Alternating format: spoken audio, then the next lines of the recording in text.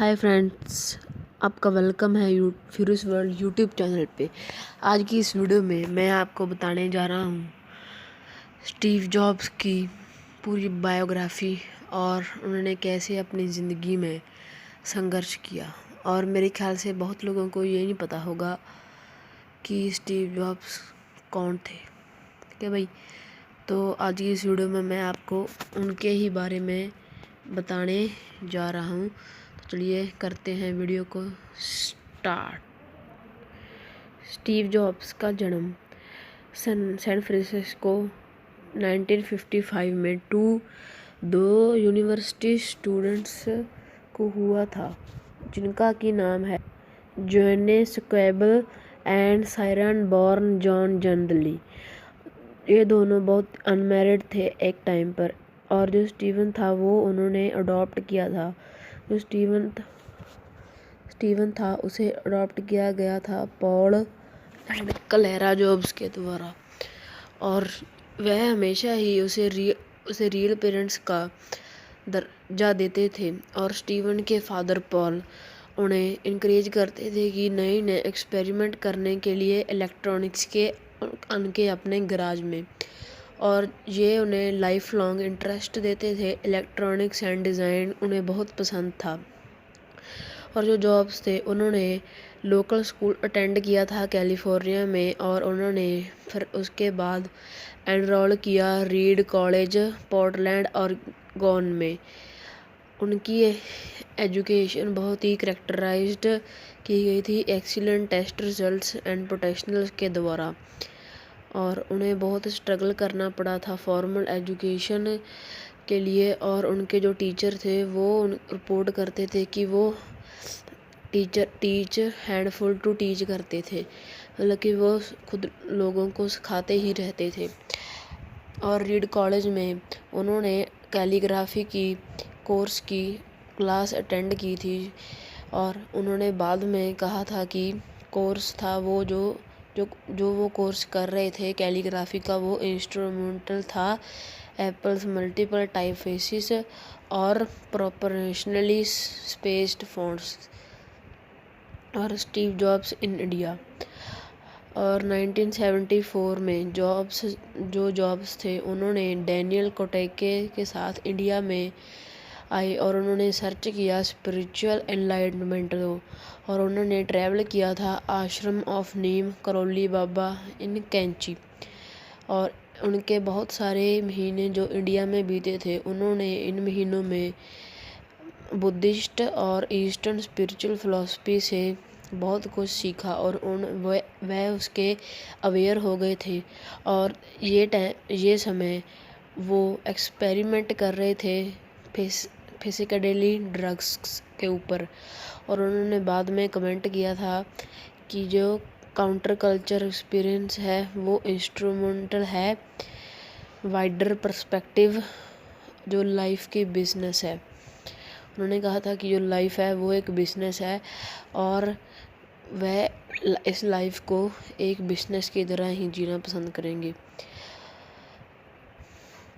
Jobs का जो first real computer job था वो वर्किंग में आया अतारी कंप्यूटर्स में। उन्हें वर्क मिला था फर्स्ट रियल कंप्यूटर बनाने का, और उनके इस टाइम में अतारी में जॉब्स थी वो बहुत ही बढ़िया थी, और जो जॉब्स थी वो ग्रेटली एडमायर्ड थी कंप्यूटर टेक्निक के ऊपर। और उन्होंने फर्स्ट मेट किया 1971 में जो स्टीव जॉब्स से। इन 1976 में उन्होंने वॉजनिक ने इन्वेंट किया था फर्स्ट एप्पल आई कंप्यूटर। जो जॉब्स थे वॉजनिक एंड रोनाल्ड वैन ने उसके बाद कंप्यूटर एप्पल के कंप्यूटर को बनाने लग गए, और उसके बाद बिगनिंग के बाद एप्पल कंप्यूटर्स थे वो बहुत ही अच्छे से सोल्ड होने लग गए, और जॉब्स थे वो पेरेंट्स गैराज में ही कंप्यूटर्स को बनाते थे। उसके बाद बहुत सालों बाद जो एप्पल कंप्यूटर्स थे वो बहुत ही जल्दी से फैल गए, और मार्केट में होम कंप्यूटर्स बढ़ने शुरू हो गए। और इनका उन्हें बहुत ही लाभ हुआ क्योंकि एप्पल के कंप्यूटर तब बहुत बिकते थे। और 1984 में जो जॉब्स थे उन्होंने डिज़ाइन किया फर्स्ट मैकिंटोश। ये जो था पहला कमर्शियली सक्सेसफुल होम कंप्यूटर था जो कि ग्राफिकल यूज़र इंटरफेस जो कि बेस्ड है एक्सरॉक्स पैरेक्स माउस ड्राइवर इंटरफेस पर। उन्होंने ये पहला कंप्यूटर बनाया और उसके बाद उन्होंने बहुत ही इम्पोर्टेंट माइलस्टोन घर पर बनाया और कंप्यूटिंग एंड प्रिंसिपल उनकी की बन गई और वह उन्हें बहुत सपोर्ट करते थे। प्रिंसिपल भी उन्हें बहुत सपोर्ट करते थे। और जॉब्स के दिमाग में एप्पल को लेकर बहुत ही इनोवेटिव आइडियाज़ आते रहते थे और उन्होंने अपनी जो फ्रिक्शन थी एप्पल के बीच उसको बढ़ा दिया। और जो जॉब्स और वर्कर थे एप्पल में काम करते थे उन्होंने 1985 में रिमूव कर दिया मैनेजरियल ड्यूटीज़ को। तो जॉब ने रिज़ाइन कर दिया और एप्पल को छोड़ दिया। और उन्होंने बाद में मुझे मुड़ के कभी नहीं देखा और इस इंसिडेंट को भूल गए। और उन्होंने कहा था कि वह एप्पल के द्वारा फायर किए गए थे, मतलब जानी कि उन्हें एप्पल ने निकाल दिया गया था, लेकिन ऐसा नहीं था। उन्होंने खुद रिज़ाइन किया था। और उसके बाद उनमें से सबके बेस्ट थिंग्स थी कि वो हेल्प करते थे सेंस ऑफ इनोवेशन और फ्रीडम की। और वो वर्क फाइंड नहीं कर रहे थे लार्ज कंपनी में। और एप्पल को छोड़ने के बाद जॉब्स ने एक नेक्स्ट कंप्यूटर्स को फाउंड किया जो कि पार्टिकुलरली सक्सेसफुल रहे और उन्होंने गेन मास सेल्स फेल किए। और उसके बाद 1990s नेक्स्ट सॉफ्टवेयर जो इनके कंप्यूटर में यूज़ हुआ था वह था वेब ऑब्जेक्ट्स।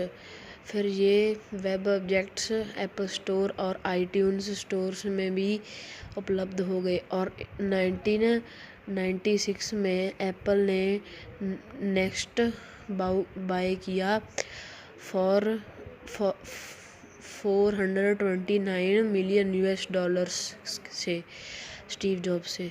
और उसके बाद बहुत ही सक्सेसफुल हुआ जॉब्स का फोरे इनटू पिक्सर। ये एक computer graphic film production company है और डिज्नी ने इसे कॉन्ट्रैक्ट को पिक्सर को फिल्म क्रिएट करने के लिए था जिसका नाम था toy story, a bugs life and finding Nemo. और ये जो एनिमेशन मूवीज़ थी ये हाईली सक्सेसफुल और प्रॉफिटेबल रही और जो जॉब्स को रिस्पेक्ट और सक्सेस दे गई। और 1996 में नेक्स्ट की जो परचेज हुई थी उसने जॉब्स को एप्पल में फिर से वापस ला दिया और उन्होंने पोस्ट किया चीफ को एग्जीक्यूटिव को। और ये समय जो एप्पल था उसने वे जगह फाइंड की जो की थी माइक्रोसॉफ्ट और जो एप्पल के बीच में। उन्होंने बहुत ही प्रॉफिट कमाया। उन्होंने दोनों ही कंपनियां के बीच में बहुत सा प्रॉफिट कमाया। और जब स्टीव जॉब्स एप्पल में वापस आ गए तो उन्होंने एप्पल का न्यू लॉन्च्ड किया एक फ़ोन और वो एप्पल को अलग दिशा के ओर ले गया और जो कि बहुत ही सर्टेन डिग्री रूथफुलनेस। और उनके कुछ प्रोजेक्ट्स समरली एंड भी कर दिए गए थे। और इसके अलावा जो जॉब्स थे उन्होंने promote the development of new wave of products. उन्होंने बहुत सारे जो प्रोडक्ट्स थे उनको प्रमोट किया था जो कि डेवलपमेंट में चल रहे थे। और उन्होंने फोकस किया था उन प्रोजेक्ट्स की एक्सेसिबिलिटी, अपीलिंग डिज़ाइन और इनोवेटिव फीचर्स के ऊपर। जो आईपॉड थे वो रिवोल्यूशनरी प्रोडक्ट थे एप्पल की तरफ से और इनका भी इन्वेंशन स्टीव जॉब्स ने ही की थी। और 2008 में आईट्यून्स दुनिया की सबसे बिगेस्ट म्यूज़िक रिटेलर बन गई थी यूएसए की। और उन्होंने 6 बिलियन से भी ज़्यादा सॉन्ग डाउनलोड्स किए और 200 मिलियन आईपॉड्स सोल्ड हुए इसकी वजह से।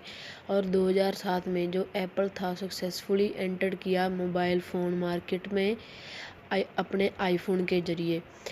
और ये जो आईफोन है अब तो मतलब बहुत ही ऊंचाइयों पर चल रहा है, हर किसी के पास आईफोन है। मतलब ऐसा नहीं है कि ये आसानी से मिल जाता है, क्योंकि इसकी पॉपुलैरिटी ही इतनी ज़्यादा है कि हर कोई इसे लेना पसंद करता है। और इसके जो फीचर्स थे वो आईपॉड के multi functional touch screen device और one of the best selling electronic product बना 2010 का। और 2010 में ही उन्होंने आईपैड को इंट्रोड्यूस किया और ये एक रेवोल्यूशनरी न्यू स्टाइल था टैबलेट कंप्यूटर्स का। और जो डिज़ाइन फ़िलॉसफी थी स्टीव जॉब्स की, उसे स्टार्ट किया गया था एक नए फ्रेश स्लेट और नए प्रोडक्ट के साथ जो पीपल नहीं यूज़ करना चाहते वो पुराने नए को भी यूज़ कर सकते थे। और ये जो कंट्रास्ट था अल्टरनेटिव अप्रोच के साथ अडेप्ट किया गया था करंट मॉडल्स को नए मॉडल्स में कन्वर्ट करने के लिए। और जॉब्स ने एक्सप्लेन किया था ये फ़िलॉसफी को इनोवेटिव डिज़ाइन के साथ। और जो एप्पल था उन्होंने वो नंबर 1 पर आ गया था और वो अमेरिका का मोस्ट एडमायर्ड कंपनी बन गई थी। और जो जॉब्स थे उन्होंने मैनेज किया था डिस्क्राइब्ड एज इंस्पिरेशनल, चाहे कि जो सी वर्कर से उन्होंने भी स्टेट किया था। और जॉब्स थे उन्होंने बहुत हार्ड टास्क मास्टर और टेम्परेचरमेंटल के साथ बिहेव किया था। और जो नेक्स्ट कंफाउंडर डॉन लेविन थे उन्होंने क्वाइट किया था फॉर्च्यून और उन्होंने कहा था the highs were unbelievable but the lows were unimaginable. Jobs के नीचे एप्पल को मैनेज किया था जॉब्स के नीचे एप्पल को ओवरटेक किया था माइक्रोसॉफ्ट ने शेयर कैपिटलाइजेशन के जरिए। जो एप्पल था उसने गेन किया था प्री एमिनेंट रेपुटेशन अपने डेवलपमेंट और introduction of groundbreaking technology के जरिए। इनके द्वारा भी उन्होंने बहुत ही प्रॉफिट कमाया था ये इंट्रोडक्शन टेक्नोलॉजी के द्वारा। और 2007 में इंटरव्यू में एक जॉब्स ने कहा था there's an old Wayne Gretzky quote that I love I skate to where the puck is going to be not where it has been, and we have always tried to do that Apple since the very beginning, and we always will despite चाहे कि growing ill health jobs की continue working के Apple को अगस्त 2011 में resign कर दिया। और उनकी जो वर्थ थी वो 10 लाख US मिलियन डॉलर्स थी जब वो 23 साल के थे। और 10 लाख से ज़्यादा हो गई थी जब वो 24 के हुए। और फिर 1 करोड़ से ज़्यादा हो गई जब वो 25 के हो गए। और उन्होंने कहा ये इम्पोर्टेंट नहीं है कि I never did it for the money. Steve jobs ने ये अपने आप कहा था। और जो जॉब्स थे जो उन्होंने $1 मिलियन अर्न किए थे एप्पल के CEO होने की वजह से। पर जो शेयर ऑप्शंस थे एप्पल और डिज्नी के उन्हें एस्टिमेट फॉर्च्यून को $8.3 बिलियन का बेच दिया था।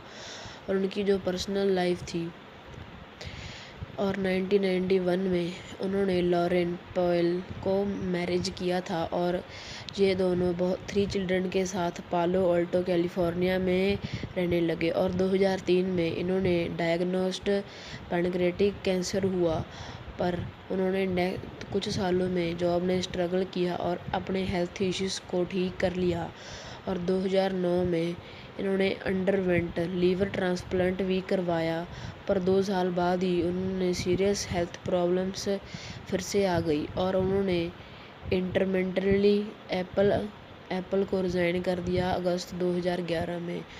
और जब उन्होंने फाइनली रिटायर किया तो उन्होंने अपनी हेल्थ के ऊपर कंसंट्रेट करा और वो मरे भी अपने रिजल्ट और वो अपने कारण ही मरे थे और उनकी जो सफरिंग थी कार्डियक अरेस्ट की वो 5 अक्टूबर 2011 में पालो अल्टो कैलिफोर्निया में हुई थी। और जो स्टीव जॉब्स थे उन्होंने ब्यूरिड किया था अनमार्क्ड ग्रेव के उनको ब्यूरिड किया गया था अनमार्क्ड ग्रेव के जो कि अल्टा मेसा मेमोरियल पार्क में है और ये एक नॉन सेक्टेरियन कमेंट्री है पालो अल्टो की। तो चलिए बस आज की वीडियो के लिए इतना ही। अगर आपको आज की वीडियो पसंद आई हो तो प्लीज़ बिल्कुल लाइक और शेयर ज़रूर करें और चैनल को सब्सक्राइब करें। और अगर आपके पास भी आईफोन या एप्पल की कोई भी चीज़ है तो आप नीचे ज़रूर लिखें थैंक्स स्टीव जॉब्स। तो चलिए आज की वीडियो के लिए इतना ही, कल नए वीडियो में मिलेंगे। Good bye.